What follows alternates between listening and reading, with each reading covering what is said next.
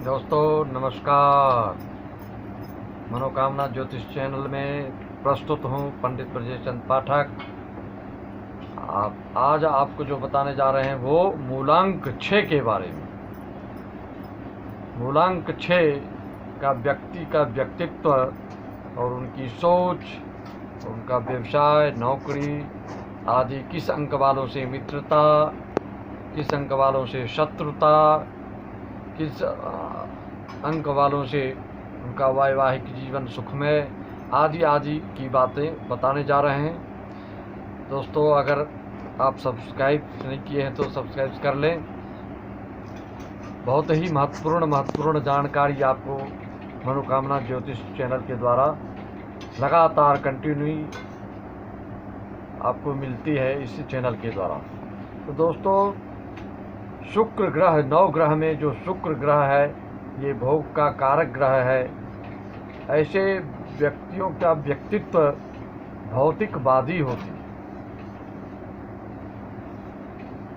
और पढ़ने लिखने में तो अच्छा तेज होते हैं, लेकिन इनका निर्बाध रूप से शिक्षा प्राप्ति नहीं हो पाती है, बीच में अवरोध आता है। लेकिन ये इनके प्रकारेण उच्च शिक्षा प्राप्त ये करते हैं। ऐसे जातक शुक्र से जो संबंधित जातक हैं उनकी विचारधारा खाओ पियो मस्त रहो वाली होती है।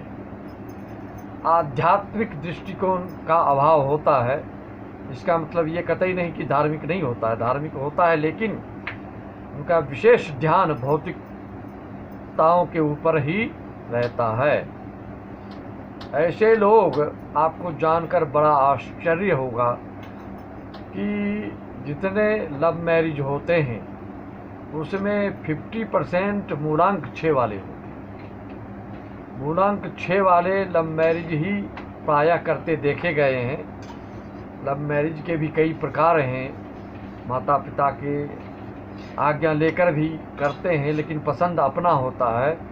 तो ये मूलांक 6 वालों को प्रायः नेचर देखा गया है।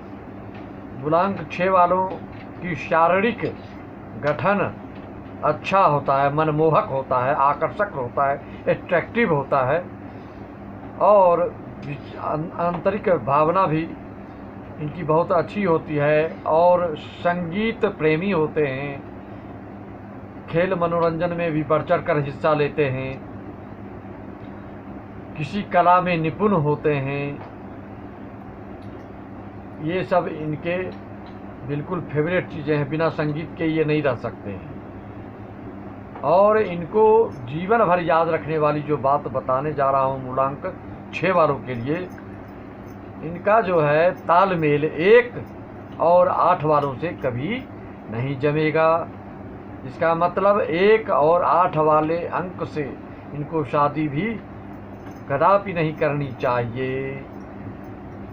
लड़की हो तो लड़का, लड़का हो तो लड़की को इस अंक से परहेज करना चाहिए। उनके अभिभावकों को भी, उनके माता पिता को भी इस अंक से वो परहेज करें। जिनकी कुंडली ना हो वो मूलांक 6 वालों की शादी 1 और 8 वाले से कदापि ना करें, बाकी से आपके अच्छा तालमेल जमेगा। दोस्तों और इससे बड़ा ही महत्वपूर्ण ये है कि इनकी जो शादी होती है, दोनों का दाम्पत्य जीवन, वैवाहिक जीवन बिल्कुल सुखमय होता है। अगर किसी भी जातक में किसी भी प्रकार का अविश्वास पैदा हो गया हो, आपस में एक दूसरे के ऊपर रिश्ते में खटास आ जाता हो, तो फिर इनका जो जीवन है, दाम्पत्य जीवन, नरकमय हो जाता है। यूँ भी कह सकते हैं कि इनका विच्छेद भी होने में देर नहीं लगती। अगर कोई शंका की गुंजाइश पैदा हो जाए तो फिर बहुत गलत परिणाम इसका निकल कर आता है। वैसे 6 मूलांक वालों का लव मैरिज, प्रेम विवाह जो है सफल माना गया है। आपको पिछले एपिसोड में भी बताया है किसका 1 से लेकर 9 अंक तक किसमें संभावना रहता है सुखमय जीवन का और किसमें बिल्कुल नहीं रहता है। जिस अंक वालों को मैंने बताया कि उसका तालमेल नहीं बनेगा, उस अंक वालों को, जातक को, व्यक्तियों को कभी भी अपने मन से शादी करना हितकर साबित नहीं होता है। तो मित्रों, आपको ये भी बताने जा रहा हूँ कि मूलांक 6 वालों के लिए जो शुभ रत्न होता है वो हीरा होता है। ऐसे जातक जिनका मूलांक 6 है, अगर वो हीरा धारण करें तो उनके किसी भी तरह के मार्ग में जो भी अवरोध पैदा होगा वो उसका सॉल्यूशन हो जाया करेगा। और इनको ज़्यादा व्यग्रता हो, ज़्यादा बेचैनी हो, तो ऐसे जातकों को धार्मिकता की ओर झुकाव होने से ही शांति मिलती है। सिर्फ भौतिक सुखों की सोच में कभी कभी ये शारीरिक रूप से भी सांसारिक मोह माया में अत्यधिक लिप्त होने के कारण इनको शारीरिक कमजोरियां भी देखी गई है। तो दोस्तों, रत्न के बारे में हीरा बताया और ऐसे जातक को रंग सफ़ेद, हरा और लाल शुभदायक है। पीला भी इनके लिए शुभकारी है, लेकिन काला रंग इनके लिए सुटेबल नहीं है। दोस्तों, ऐसे लोगों का विपरीत लिंगी से आकर्षण ज़्यादा होता है, वो चाहे स्त्रीलिंग हो या पुरुष लिंग हो, जो भी हैं, स्त्री पुरुष में एक दूसरे के प्रति आकर्षण स्वाभाविक रूप से, प्राकृतिक रूप से होता है।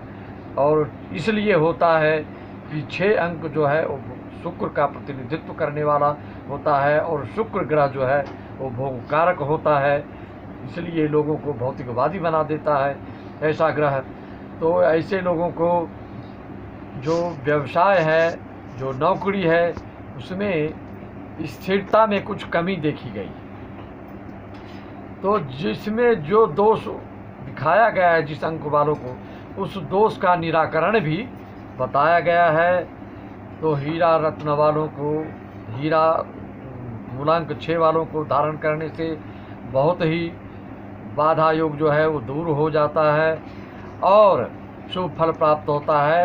विशेषकर इनको सत्संग करने से और हरि स्मरण करने से, भजन कीर्तन करने से, संगीत प्रेमी तो अवश्य होता है ऐसा जातक, लेकिन सिर्फ श्रृंगारिक ही भजन सुनने, फिल्मी गाने सुनने से इनको आत्मिक संतुष्टि नहीं मिलेगी। इनकी शारीरिक शक्ति बहुत अच्छी होती है, लेकिन आत्मिक शक्ति के बारे में ये उतना अच्छा नहीं कहलाए जा सकते हैं।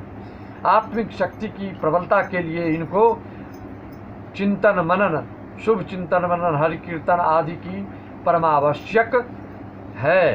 ये इनके लिए बहुत ही नितांत आवश्यक है कि ये कुछ समय धर्म कर्म के लिए भी निकालें और कुछ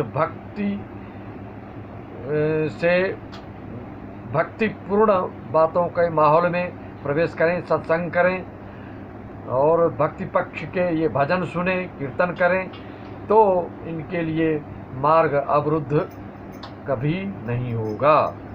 कहने का तात्पर्य, पूर्ण रूप से भौतिकवादी बनेंगे तो कई प्रकार से अवरोध, वो चाहे शारीरिक हो या मानसिक हो, निश्चित आपको सताएगी। इसलिए आपको यही विशेष सलाह है कि आप सत्संग भी अवश्य करें। शुद्ध भौतिकवादी खाओ पियो मौज करो पर आप डिपेंड होकर पूर्ण रूप से, संपूर्ण रूप से आप जीवन को नहीं जी सकते, ऐसा नहीं जिया जा सकता है। इसलिए आपके लिए ये ध्यान रखने वाली बात है। और आपके लिए अगर ऐसे जातक व्यवसाय करना चाहते हो तो श्रृंगारिक से संबंधित व्यवसाय कर सकते हैं। सोना चांदी आदि से संबंधित जो भौतिक सुखोपभोग की चीज़ें हैं उससे संबंधित, या वस्त्र आदि से संबंधित आपका व्यवसाय भी बहुत अच्छा रहेगा। तो दोस्तों, आज के बारे में आपने रत्न को समझा, रंग को समझा और विघ्न बाधा को दूर करने के लिए आपने सत्संग को समझा। तो दोस्तों, मूलांक 6 वालों के लिए महत्वपूर्ण जानकारी मनोकामना ज्योतिष के द्वारा, पंडित ब्रजेश चंद्र पाठक के द्वारा बताया जाता है। लगातार कंटिन्यू एक से एक जानकारी, आपको जिस चीज़ से संबंधित शंका समाधान भी करना हो तो हमारे चैनल में कमेंट करके आप जानकारी हासिल प्राप्त कर सकते हैं।